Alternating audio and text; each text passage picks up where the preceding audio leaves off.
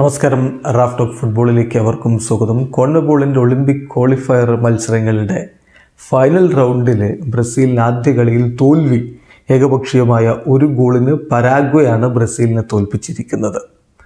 ബ്രസീലിന് വേണ്ടി ലഭിച്ച penalty super താരം എൻട്രിക്കിന് ഗോളാക്കി മാറ്റാൻ കഴിഞ്ഞില്ല. എൻട്രിക്കിൻ്റെ ആ ഒരു പെനാൽറ്റി ഷോട്ട് ഒഴികെ മറ്റൊരു ഓൺ ടാർഗറ്റ് ഷോട്ട് പോലും ബ്രസീലിന് ഉതിർക്കാൻ കഴിഞ്ഞില്ല എന്നുള്ളതാണ് ഏറ്റവും ശ്രദ്ധേയമായിട്ടുള്ള കാര്യം. ഏകപക്ഷീയമായ ഒരു ഗോളിന് പരാഗ്വെ വിജയിക്കുമ്പോൾ അവർക്ക് വേണ്ടി പെരാൽറ്റ റാമിറസ് ആണ് ഗോൾ കണ്ടെത്തിയത്. ബ്രസീലിൻ്റെ മുന്നേറ്റങ്ങൾ നയിച്ചുകൊണ്ട് സൂപ്പർ താരങ്ങൾ തന്നെയാണ് കളിക്കാനിറങ്ങിയത്. എൻട്രിക്കും ജോൺ കെന്നഡിയും ചേർന്നുകൊണ്ടാണ് അവരുടെ മുന്നേറ്റങ്ങൾ നയിച്ചിരുന്നത്. പക്ഷേ മൊറീസിയോയെ സ്റ്റാർട്ടിംഗ് 11-ൽ ഉൾപ്പെടുത്തിയില്ല എന്ന് മാത്രമല്ല, ടീമിന് ആവശ്യമുള്ള സമയത്ത് പോലും അദ്ദേഹത്തെ സബ്ബാക്കിയും ഇറക്കിയില്ല.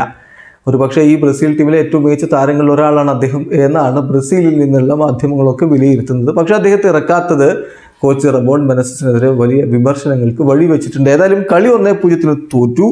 ആദ്യ പകുതിയുടെ അവസാനത്തിലാണ് പെരാൽറ്റ റാമിറസ് പരാഗ്വയുടെ ഗോൾ കണ്ടെത്തുന്നത്. അതിനു മുമ്പ് ബ്രസീലിന് പെനാൽറ്റി ലഭിച്ചിരുന്നെങ്കിലും സൂപ്പർ താരം എൻട്രിക്കിന് അത് ഗോളാക്കി മാറ്റാൻ കഴിഞ്ഞില്ല. എന്തായാലും ബ്രസീലിനെ സംബന്ധിച്ചിടത്തോളം ഇതൊരു തിരിച്ചടി തന്നെയാണ്. ഫൈനൽ ഗ്രൂപ്പ് മത്സരങ്ങളാണ് നടക്കുന്നത്. 4 ടീമുകൾ ഈ ഗ്രൂപ്പിലുണ്ട്. അതിൽ നിന്നുള്ള 2 ടീമുകളാണ് ഒളിമ്പിക്സിന് യോഗ്യത നേടുക. ബ്രസീലിന് ഇനി വെനിസ്വലയ്ക്കെതിരെയും അർജന്റീനയ്ക്കെതിരെയുമാണ് കളിക്കാനുള്ളത്. വീഡിയോ അവസാനിക്കുന്ന ഫുട്ബോൾ ലോകത്തെ കൂടുതൽ വിശേഷങ്ങളുമായി റാഫ് ടോക്സ് കൊണ്ടുവെത്താം.